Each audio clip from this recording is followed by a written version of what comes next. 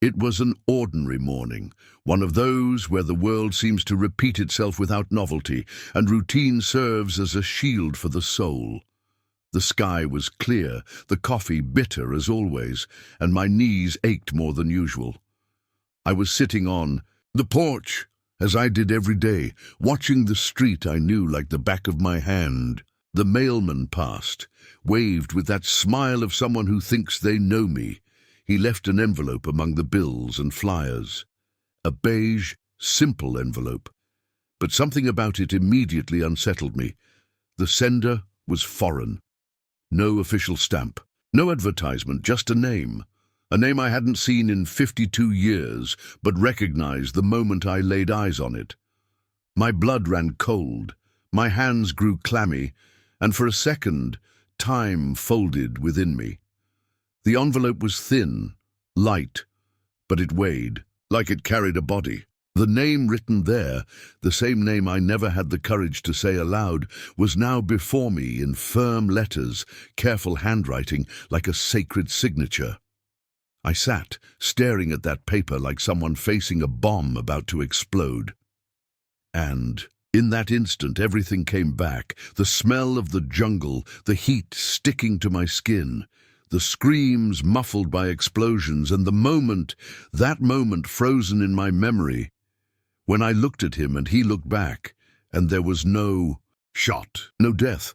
There was hesitation, there was humanity, and that stayed with me like a crack. I didn't know what to expect from that letter. A plea for forgiveness, a recounting of his life since, a provocation, a warning. Maybe he was dying, maybe he just wanted to close a cycle.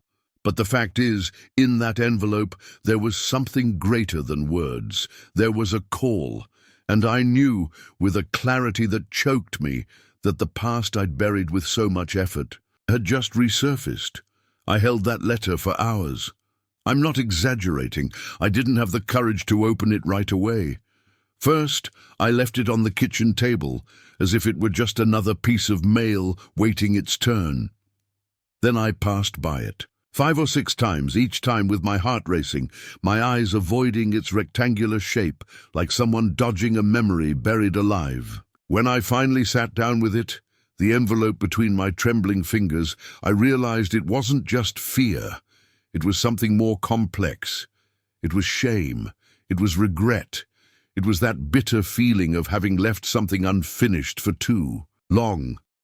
And opening that letter, as simple as it seemed, meant accepting that the story wasn't over, that the war, the real one, the one that started inside me the day I locked eyes with him, was still ongoing. I tore the envelope carefully, as if not wanting to hurt its contents. The handwriting was firm, like that of a man who knew exactly what he was saying, and what struck me most was the simplicity. No grand speeches, just memories.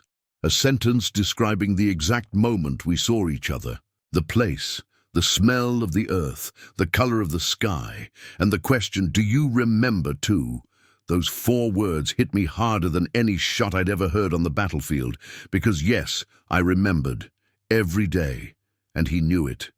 He knew. Because, maybe, he remembered the same way. The letter didn't ask for anything, it didn't demand anything. But it carried a raw truth. He was still out there, somewhere on the other side of the world, waiting, not for a reply, but perhaps for recognition. And in that moment, with the paper still open on the table, I understood that this wasn't just a reunion between 2 soldiers. It was a mirror. And for the first time in over 50 years, I saw myself whole, with all the pieces I'd tried to hide. After the letter, something opened inside me. It wasn't immediate or dramatic. It was a silent opening, like a crack in old concrete, starting small but spreading slowly, letting in everything that had been outside. And what came weren't just memories, but entire sensations. The smell of the jungle came first. Dense, humid, laced with rot and life at once. Then the sounds, shouts in mixed languages, the dry snap of gunfire, the constant hum of insects that never slept. But what shook me most was the return of raw emotions I'd locked in a dark basement inside me for years. I saw myself again, 21, in a uniform that didn't fit right, holding a rifle that seemed bigger than me. I remembered the march under the sun, the comrades who laughed to mask fear, the orders from men who never set foot on that hot ground. But above all, I remembered that day, that exact moment when I came face to face with the enemy. And that's when everything changed. He didn't raise his weapon, neither did I. We stared at each other, two lost boys on opposite sides of a war we didn't start. There was mud up to our knees and smoke in the sky, but none of it mattered. There was only the look, a human, frightened, steady look. He knew I could shoot. I knew he could too. But in that moment, neither of us chose to kill. We chose to hesitate, and that hesitation haunted me for half a century, because it showed that war, despite the weapons, the screams, the deaths, could be interrupted by something as simple as a second of humanity. Remembering it now, with trembling hands and white hair, made me realize that maybe it wasn't the worst memory of my life. Maybe it was the only time I was truly free. Free to decide for myself, even in the midst of hell. And now, with this letter on the table and his name alive in me again, I see there's still something unfinished between us. And before my body gives out, my soul needs to understand what in truth happened there. I started searching for him without knowing exactly what I hoped to find.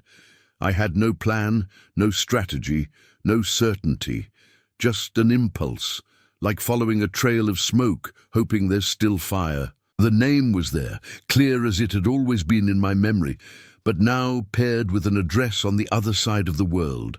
A small village I had to look up on a map, as if the distance between us had grown with the years. I reached out to old contacts, revisited names I hadn't spoken in decades. I called the only platoon mate still alive and lucid. We listened to each other's voices for long, silent minutes, like two survivors trying to recognize the sound of a past that shaped us. He remembered that day vaguely, remembered that I came back from the bush quiet, different, said I was never the same after. And he was right. I never was. I started piecing together fragments, stories, old documents, forgotten notes, like assembling a puzzle from a time everyone preferred to forget. And in the midst of it, I saw something that stopped me cold. An old article in a foreign publication mentioning a group of former combatants organizing reconciliation meetings between soldiers from opposing sides. There was a black and white photo. It wasn't clear, but it was him. Older, of course, with the marks of time and life on his face, but with the same eyes. Those eyes that looked at me in the mud and didn't shoot. The caption had his full name and the confirmation he was alive. Not just alive, but trying to heal something too. And that's when I understood this story wasn't just mine. He'd carried that day for all these years too. And maybe, in some way, he needed to see me, not to relive the war, but to at last end it. The decision didn't come like a snap or a sudden burst of courage. It came slowly, as heavy things do. I spent nights awake, staring at the open letter on the table, as if it could offer a new explanation, a new meaning. But deep down, I already knew what I needed wasn't in the paper anymore. It was there, across the ocean, in that small village where he'd chosen to live. I didn't know if he was still waiting, still breathing, still remembering me with the same clarity I remembered him. But that didn't matter anymore. What mattered was that for all these years we'd carried a shared memory, and that memory needed an end, a dignified end, a human end. I sold some things I no longer needed, organized my documents, talked to my doctor as if planning a routine trip. I didn't explain much. No one would understand what it meant. Some thought it was just the nostalgia of a stubborn old man. Others thought I wanted to revisit a trauma. But it wasn't either. It was simpler and at the same time deeper. It was the call of something that never closed. Each step of the preparation was a mix of fear and peace. Fear because deep down I knew it might not end as I hoped. Peace because for the first time in years I felt I was heading in the right direction. There were no guarantees. I didn't know what I'd say when I found him. I didn't know if he'd receive me. I didn't even know if he'd recognize me. But I knew I had to try, because some wars don't end on the battlefield. They end when you look into the eyes of what survived and decide, at last, to lay down your weapons. The journey was long, but I don't remember the details. My body went, of course, but my mind traveled inward. Inward to the years, the memories, the pauses, the silences that had followed me since that day in the jungle. When I stepped off the bus in that small town, the air felt lighter, yet heavy with history. Every cobblestone, every open window seemed to watch me. I was nervous, not the kind that shows with sweaty palms or a stuttering voice. It was a deep, ancient nervousness, the kind of someone about to see a face that shaped part of their life, even absent from it for decades. I walked slowly, counting my steps like counting the final seconds before a leap. When I reached the house's door, I hesitated. The wood was weathered, the number matched the envelope, and the silence inside seemed attentive. I rang the bell. Once, my heart pounded like it did on night patrols, like the silence before the first shot, and then the door opened. It wasn't him who appeared first. It was a younger woman, maybe a daughter, maybe a caregiver, with kind eyes and a look of contained surprise. I said my name. She nodded slowly, as if recognizing a name spoken for years in that house. "Wait. A moment," she said, and then he came, walking slowly with the same posture I now carried. Thinner, his skin marked by time, his eyes deep and calm. But they were the same eyes, and when our gazes met again, after so long, there were no words. There was only a moment of recognition, deep, silent, absolute. No explanation was needed. Because between us there was something older than language, stronger than distance, clearer than time, the memory of a moment that made us, at once, enemies and brothers. We sat face to face, unhurried. He offered me tea, and I accepted more, as a gesture of respect than for taste. The cup trembled slightly in my hands, but not because of age. It was the weight of the moment. We stayed silent for a few minutes, as if needing to adjust to each other's presence. It was strange, as if we were breaking an invisible logic. After all, enemies shouldn't grow old together. But there we were, two old men with stooped backs, deep wrinkles, hands marked by different labors, and the same tired eyes. When he spoke, his voice was low, grave, but without bitterness. He recalled everything with a clarity that startled me. He described the day, the soldiers' positions, the sound of leaves shifting underfoot, the exact moment our eyes met. "I thought you were going to shoot," he said. I laughed, not out of mockery, but astonishment, because I thought the same. And in that moment something opened. We started talking, not about the deaths, but about the lives that followed. About children, losses, what stayed with us. He told me he carried guilt for surviving, that after the war he helped bury his own dead, that for a long time he hated the uniform he wore. I said I tried to erase everything, and failed. I told him I dreamed of that moment, not with fear but with weight, and he looked at me again, with that look only someone who's faced death can give. "We both hesitated," he said, "and that's why we're still here." That's when I understood. It wasn't about forgiveness. It was about recognition, about naming the silence, about looking into the other's mirror and seeing your own pain reflected. And though no words could erase the past, in that moment, the war lost some of the power it still held inside me. Because at last, I wasn't fighting alone anymore. Returned home a few days later in silence, as I've always lived. No one was waiting at the airport. I didn't tell anyone where I was going or why. The world around me kept spinning the same way. Children running in the corridors, people rushing with suitcases, announcements echoing over loudspeakers. But inside me, something was different.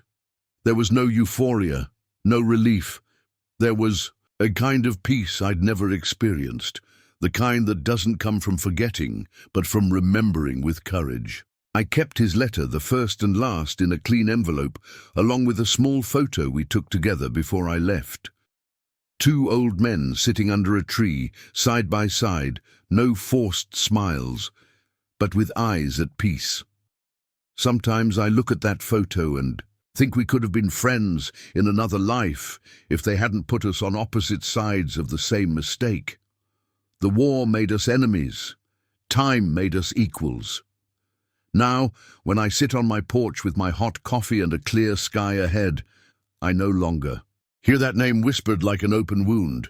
I hear it as a living memory, not of blood, but of choice. We chose to hesitate, we chose not to kill, and that, even if no one ever knows, was the most human act I committed in my entire life. I didn't write books, I didn't give interviews, but inside me, I closed a cycle that spanned decades.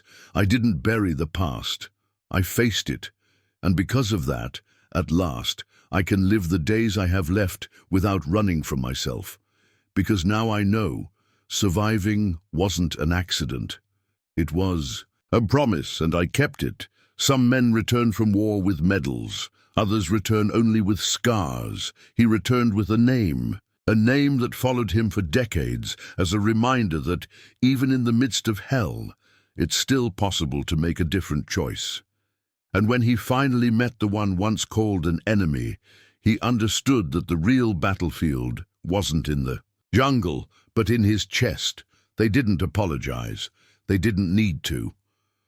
What happened there was something rarer, the recognition that surviving was a mutual act of humanity. And sometimes that's all it takes for a man to find the peace he's sought his entire life.